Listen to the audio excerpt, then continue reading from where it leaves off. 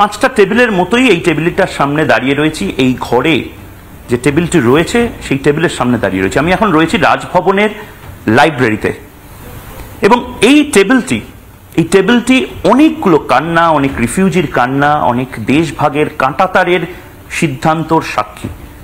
এই সেই টেবিল যে টেবিলে দুটি পার্টিশন সাইন হয়েছিল, দুটি পার্টিশন নিয়ে কথোপকথন ঠিক এই টেবিলে বসে হয়েছিল।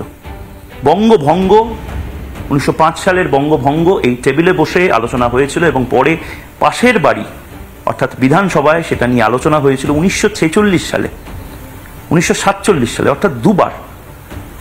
এই টেবিল নিয়ে অনেক গল্প আছে, হলোকাস্টের গল্প, এক রাতের নোটিশে হিন্দু উদ্বাস্তুর হয়ে যাওয়ার গল্প, পাকিস্তান তৈরির গল্প, পূর্ববঙ্গ ভেঙে যাওয়ার গল্প। এই টেবিলটি এবারও হিন্দু উদ্বাস্তুদের সমস্ত কথা শুনল, আর কতগুলো এরকম মানুষের কান্না শুনবে, মানুষের হাহাকারের গল্প শুনবে। কিন্তু এই টেবিলটি আজ রাজভবনে যখন রিফিউজি যারা মুর্শিদাবাদ থেকে তারা এসেছেন, তাদের কথা যখন তারা বলছেন রাজ্যপালের কাছে, তখন এই টেবিলটিও যেন একটি চরিত্র হয়ে রাজভবনে থেকে যাচ্ছে।